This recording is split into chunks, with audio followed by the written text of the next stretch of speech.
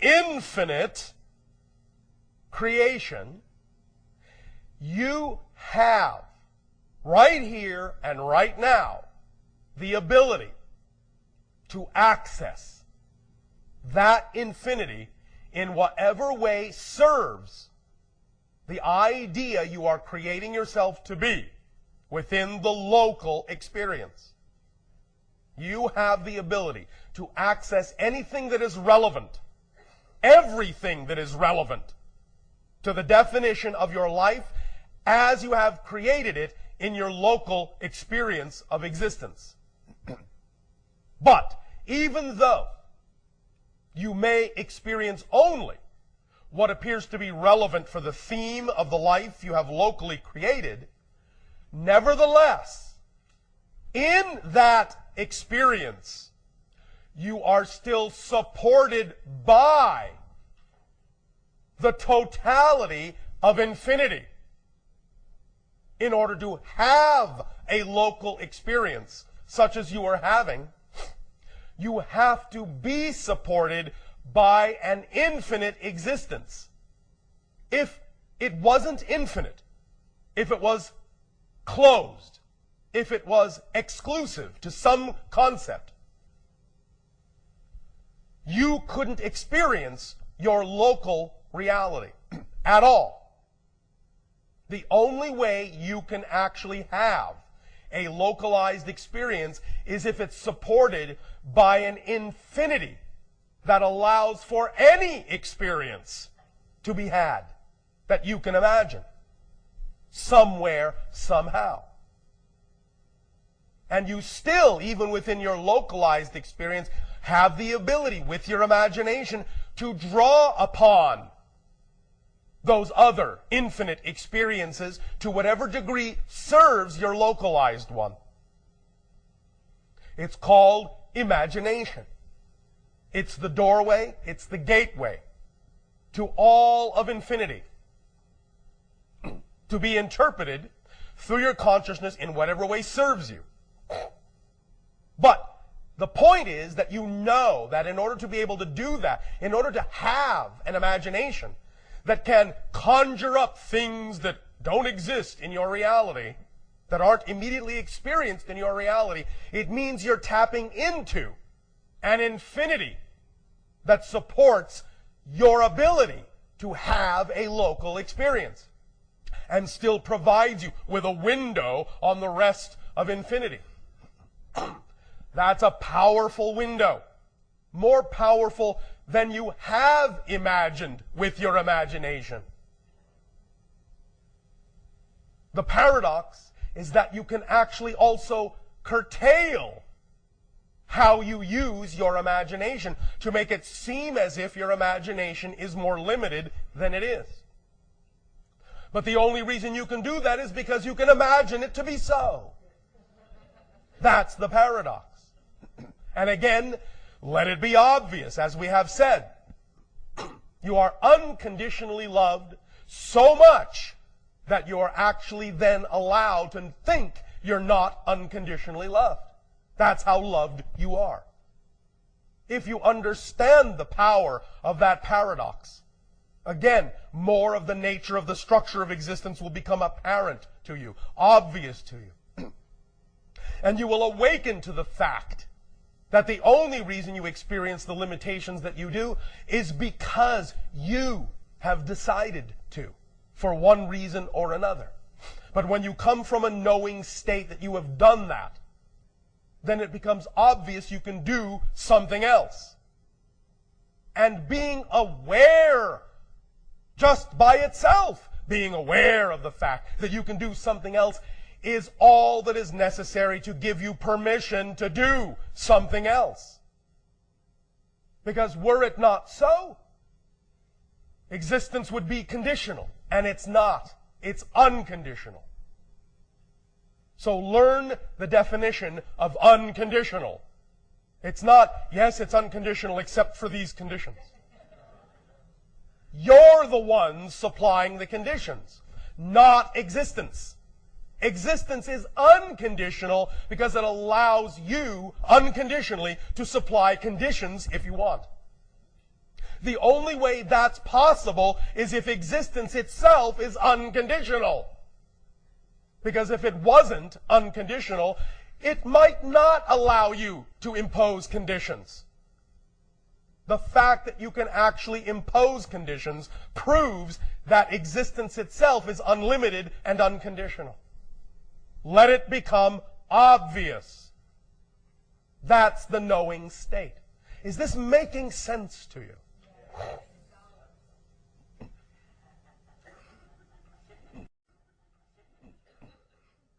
And so that is the first law in its fullness.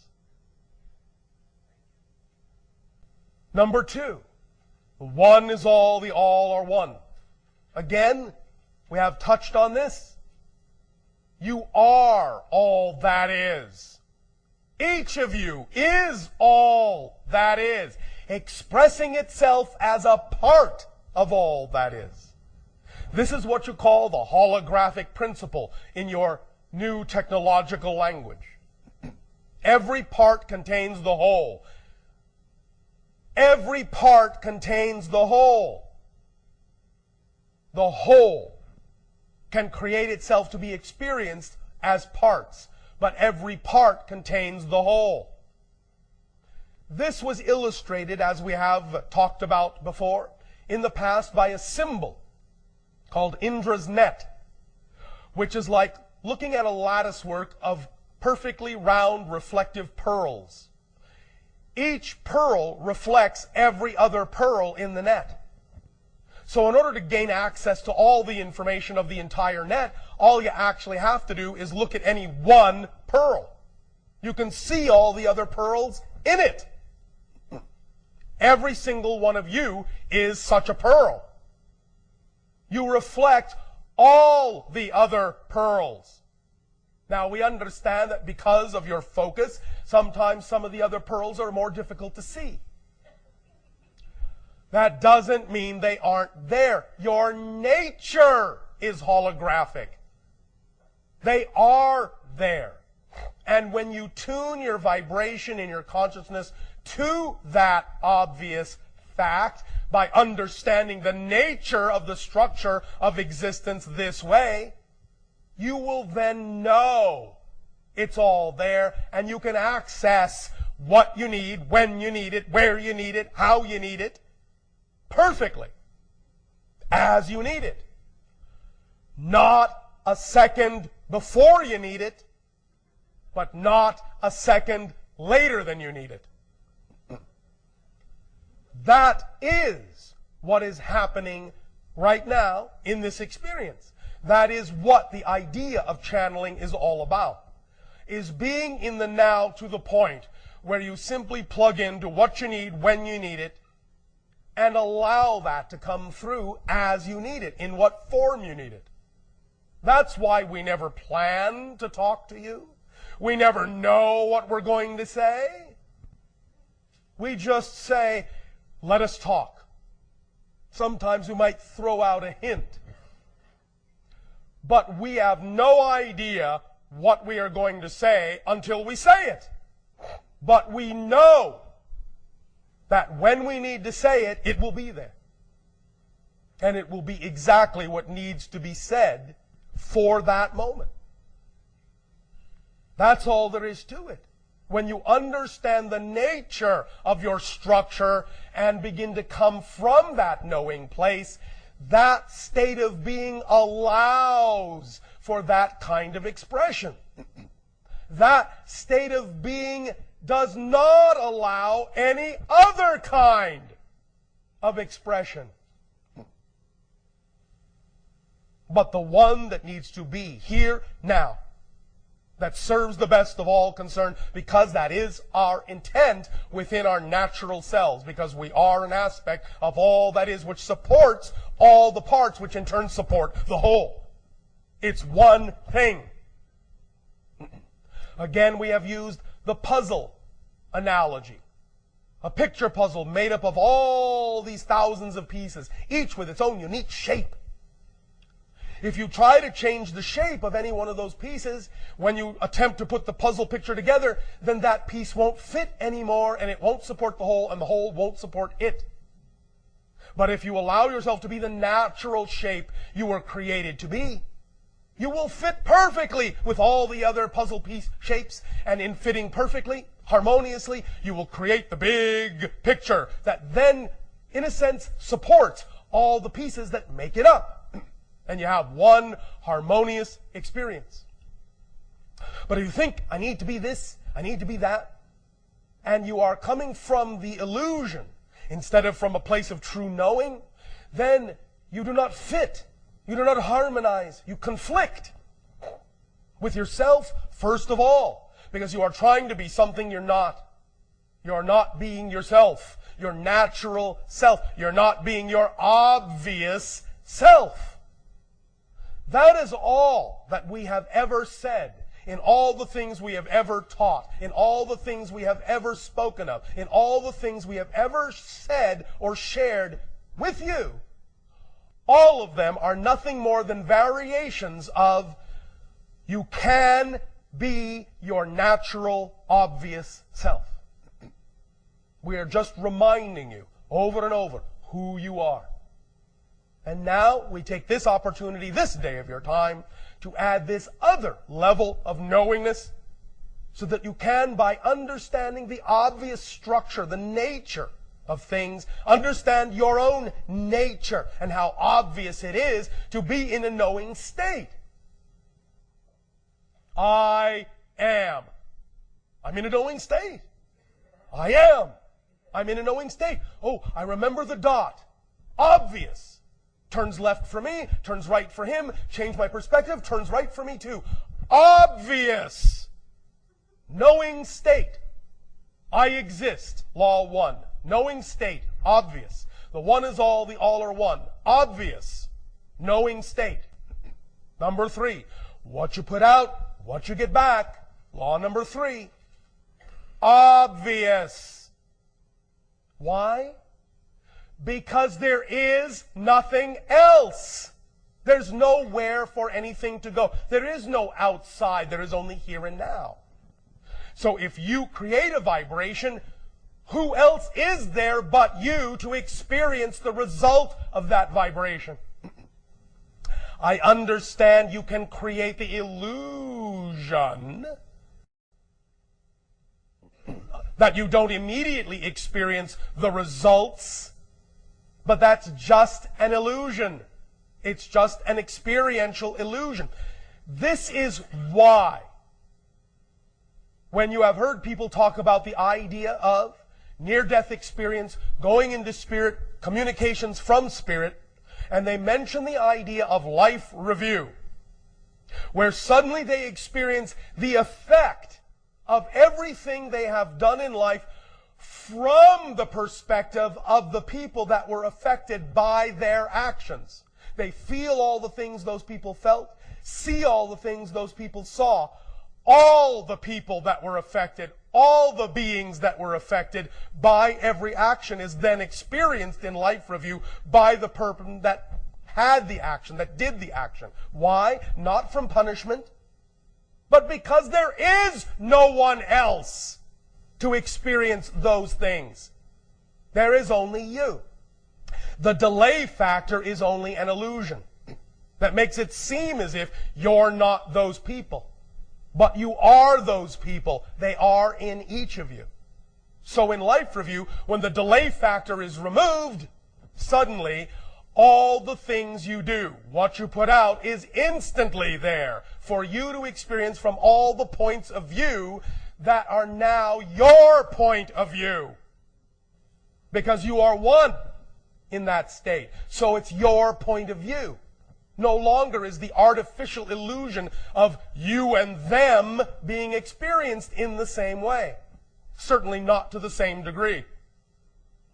I am not saying you cannot experience some sense of individual identity in spirit. That's not what I'm saying. I'm simply saying the factor, the main factor that makes physical reality experience, this concept of space-time, this concept of delay, this lag time, this dimension idea of things take time, things need space, you are not me, I am not you, that drops away. It's the first thing to drop away, because it's the very definition of the physical reality experience, this space-time artificial construct. As soon as that drops away, you are everyone you've interacted with. So you immediately feel all the things that are the results of your interaction with them, you.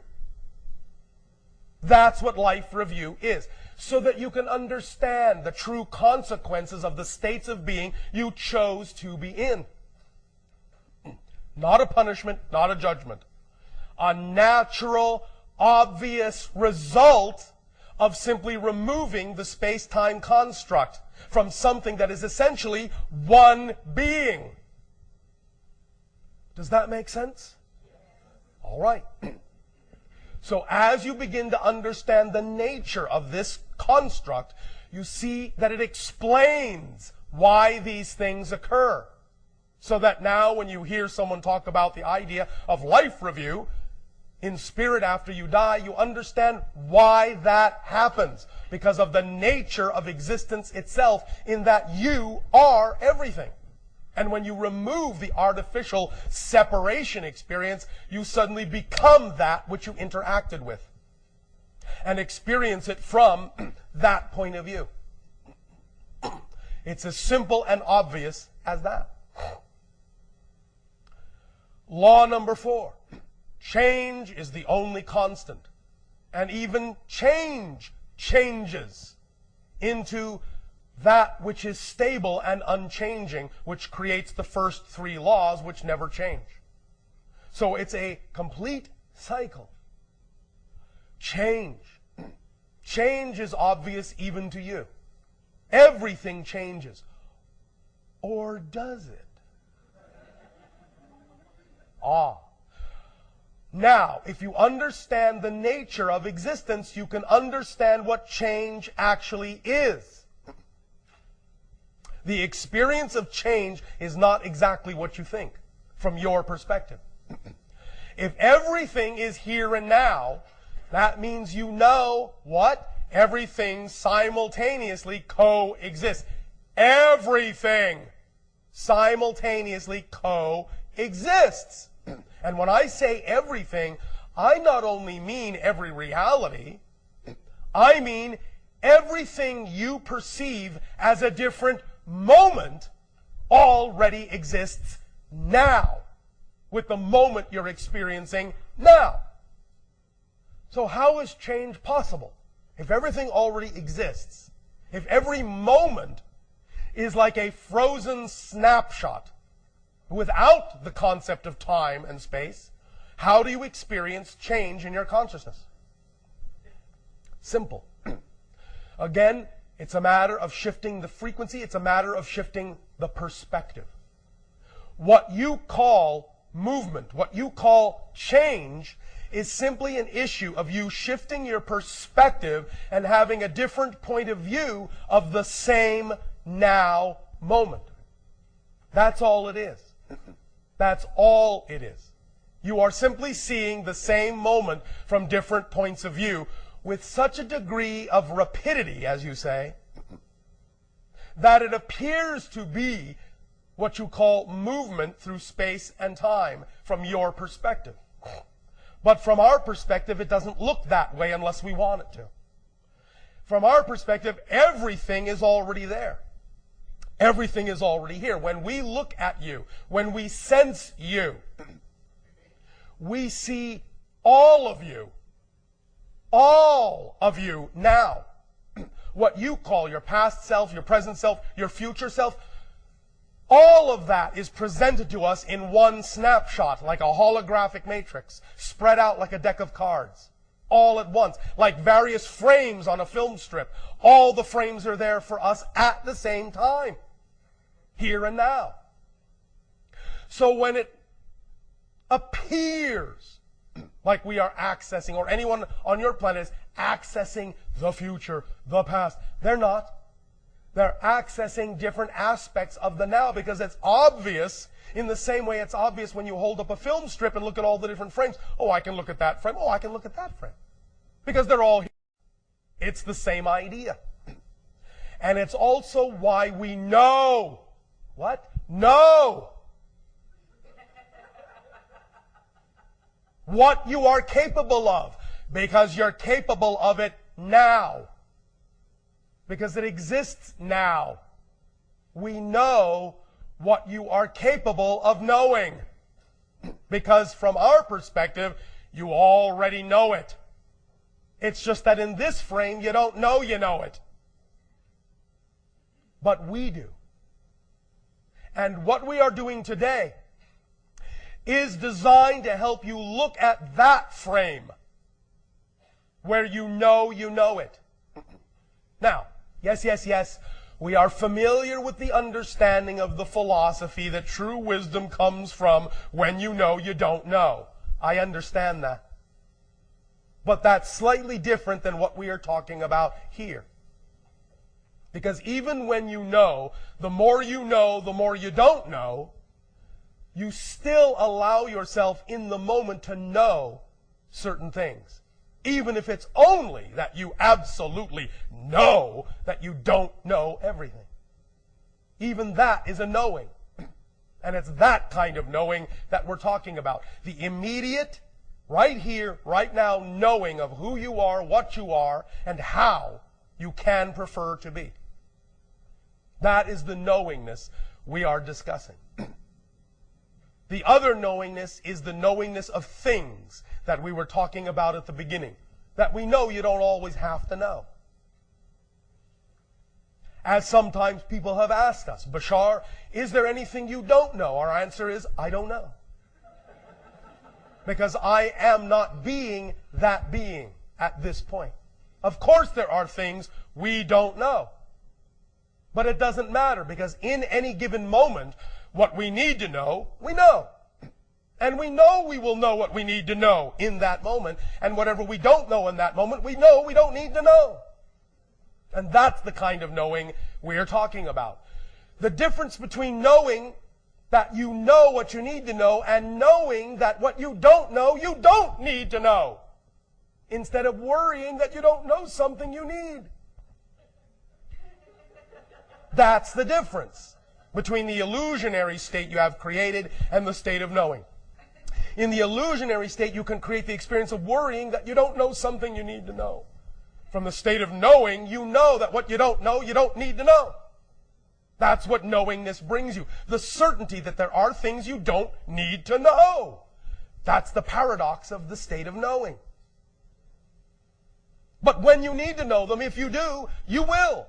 In that moment that you need to know them. But not before, but not later. That's the state of knowing. Relaxing with the idea that there are things you don't know and that's all right.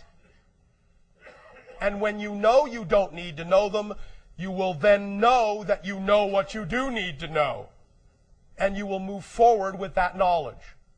Knowing that if you need to know something else, you will know it when you need to. Know what I mean? All right. Take a deep breath and relax.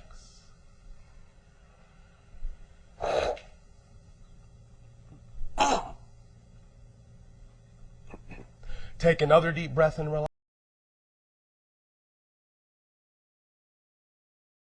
Perfect. Once again, allow us to extend to each and every one of you our deep appreciation at being allowed to communicate through this link in this way at this time. Each and every time you allow us to communicate to your civilization this way, it affords us an opportunity to see through you that many more ways that the infinite has of expressing itself in creation. So we thank you for this gift, and we would like to touch upon a quick idea regarding the infinite this day of your time. We would like to entitle this short idea, The Bones of God.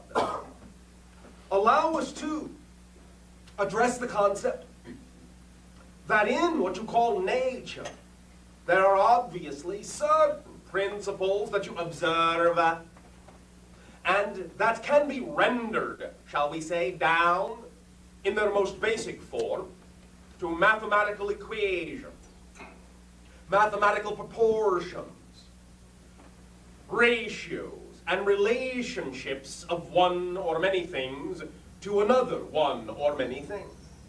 All of these things you may call laws of creation, laws of nature, forces of nature, and so forth, are, when viewed on a very basic level, simply really nothing more than relationships of one thing to another, or one group of things to another group of things, or any combination you wish to label it as being in that same manner.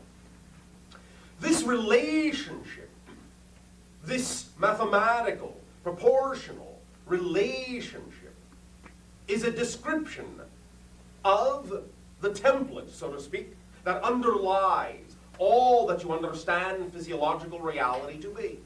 It's a kind of web, a kind of tapestry made out of conceptual thread that, when interacting with itself, forms a geometric pattern and a variety of geometric shapes, concepts, and experiences. This template can, in some senses, be called the bones of God, since it is the underlying structure, this geometric pattern, this concept, this idea relationship,